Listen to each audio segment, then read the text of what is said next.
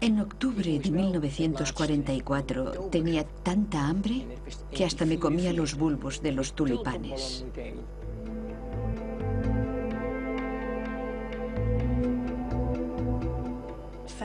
El hambre no afecta a los genes, pero creemos que el efecto de pasar hambre puede hacer que los genes estén o no en activo.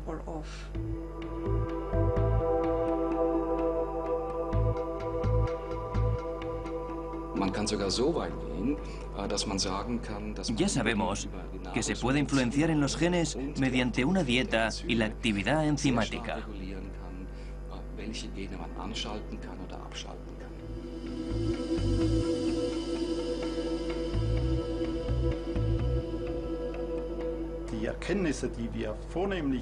Las modelos nos muestran claramente que el ambiente tiene un impacto en nuestros genes que puede pasar a las generaciones siguientes.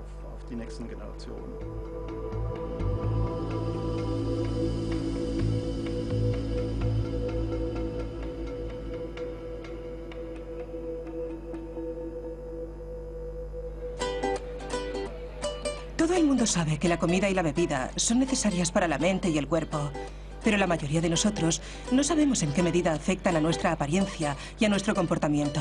La comida no solo nos sacia, sino que afecta a nuestros genes. Esta ciencia relativamente nueva se llama epigenética, significa además de la genética, y estudia cómo funciona todo eso.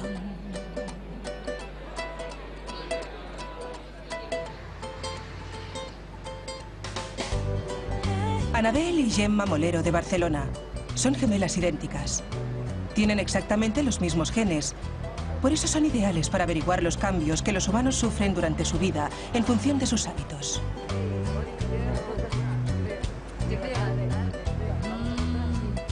A la edad de 1 año, aún eran iguales. Bueno, siempre cuando éramos pequeñas hemos vivido juntas en casa de los padres, pero cuando acabamos la carrera fuimos a vivir a Inglaterra y yo estuve 1 año y ella estuvo solo 6 meses. Y luego tú te fuiste a México, estuve 4 meses viviendo en México y también ahí nos separamos. Sobre todo, bueno, prácticamente toda la vida habíamos estado juntas, pero también a partir de los 14 años, cuando ya empiezas un poco a formar tu personalidad, nos empezamos a separar en cuanto a costumbres y hábitos. Vivir en lugares diferentes lleva a distintos estilos de vida. Hoy es fácil distinguirlas, pero ¿por qué?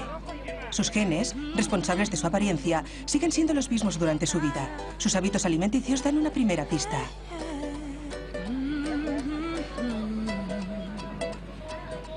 Mi alimentación realmente no está muy cuidada, no es muy saludable. Intento comer de todo, pero hay muchas cosas que no me gustan, muchas cosas que tengo alergia y no puedo comer.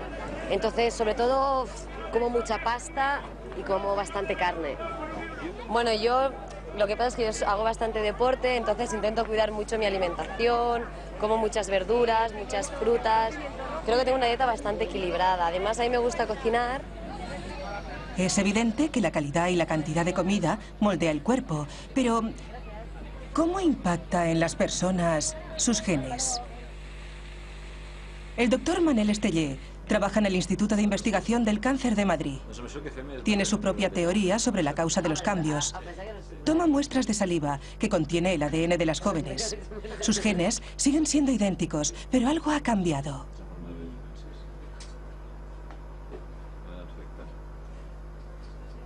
Perfecto. Con estos tomaremos las huellas y sabremos si sois hermanas o no. El núcleo contiene cromosomas. Están hechos de largas cadenas de ADN que contienen toda la información hereditaria, los genes. El ADN rodea porciones de proteínas llamadas nucleosomas. Cuando los grupos metilos se posan sobre el ADN, los nucleosomas se unen. Esos segmentos de ADN metilados ya no pueden leerse. Los genes que lo contienen dejan de funcionar.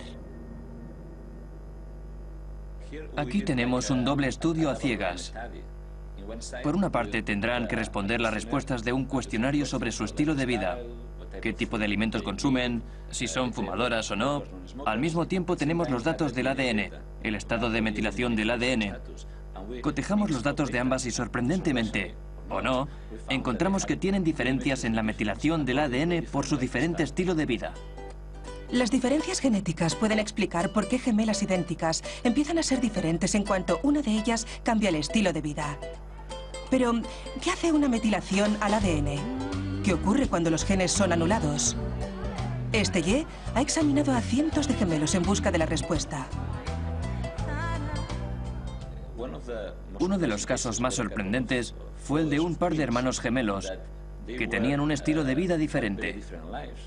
Uno padecía varias enfermedades y vivía en una gran ciudad, y el otro en un pueblo pequeño, y estaba sano. Para la epigenética, eran como personas distintas, como si ya no fueran gemelos, aunque la genética era la misma.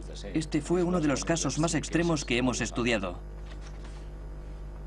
Para los científicos, el epigenoma es una especie de diagrama que muestra qué genes están activos y cuáles no. Él ha comparado esos diagramas en sus experimentos con gemelos.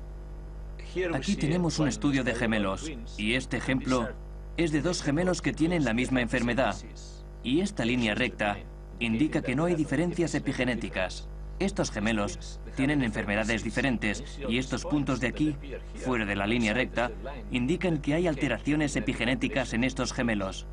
Estos gemelos tienen enfermedades distintas, pero con un tratamiento adecuado, todos los puntos aparecen otra vez en una línea recta e indican que los epigenéticos pueden cambiarse con los medicamentos adecuados. ¿Qué causa los cambios epigenéticos? ¿Qué hace que nuestros genes queden anulados o funcionen de repente?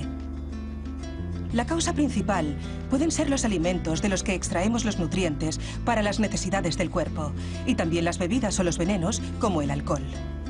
Incluso los materiales sintéticos que tocamos o el tabaquismo juegan un importante papel. Los rayos ultravioletas del sol y la hormona del estrés tienen influencia epigenética. Las influencias de nuestro estilo de vida son lo que pone en marcha a nuestros genes y nos hace lo que somos.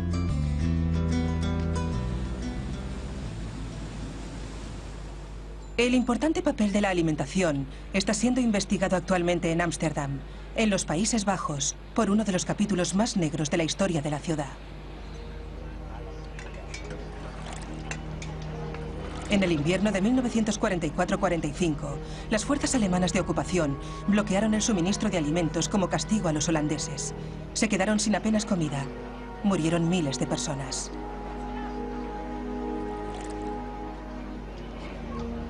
El bloqueo duró casi 6 meses.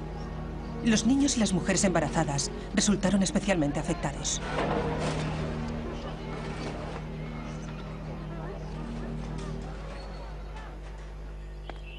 La doctora Tessa Roseboom está examinando a mujeres que estaban embarazadas en aquella época.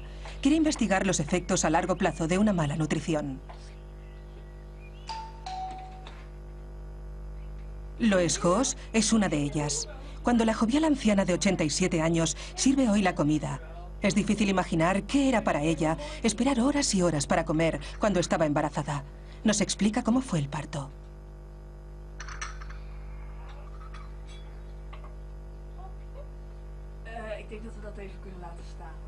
Antes de haber cumplido, me envolvieron en sábanas mojadas porque tenía una infección renal. Intentaron provocar el parto para que mi hijo naciera antes. Las contracciones eran muy fuertes y me ataron porque no podía soportar el dolor.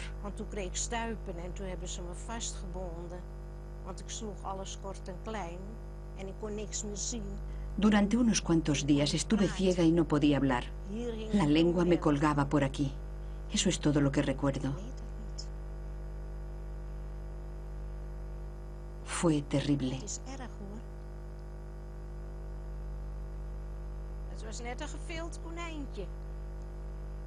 El niño parecía un conejo desollado, muy delgado y muy largo. Volvimos a casa, pero no podía alimentarlo porque no tenía nada. No podía salir con él a la calle porque no tenía ropa de abrigo ni cochecito. En 1945 hizo mucho frío. ¿Cómo iba a cuidar de mi hijo? Nadie me ayudó.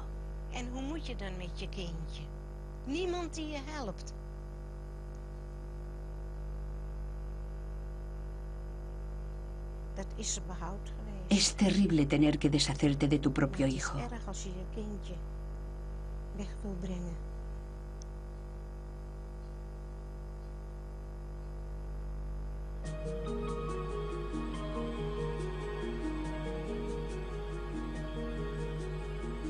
Este es el tipo de casos que se encuentran en los archivos de su consulta.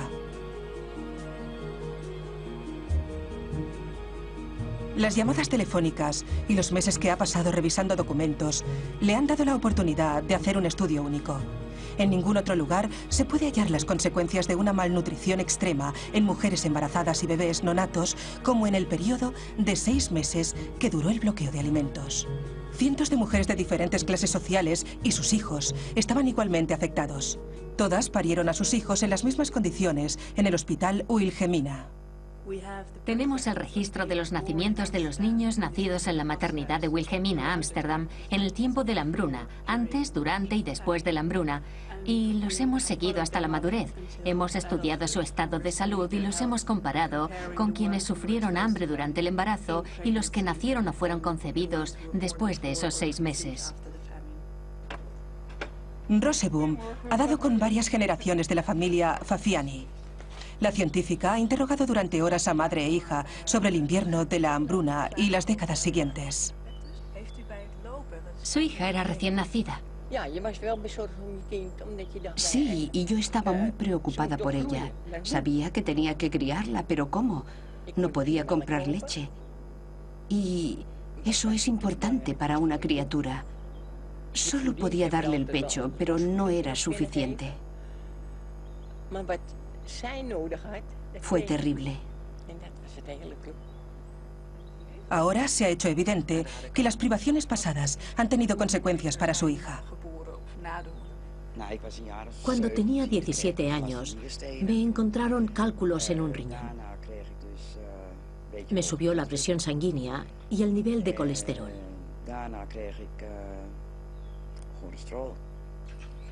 No, primero tuve cáncer de mama y luego me subió el colesterol. Toda mi vida he tenido problemas de salud.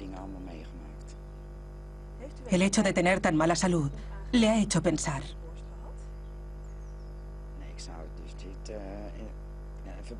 No tengo explicación. Creo que fue ese invierno de la hambruna, porque mi hermana es un poco más joven y no tiene nada. Ni mi hermano tampoco.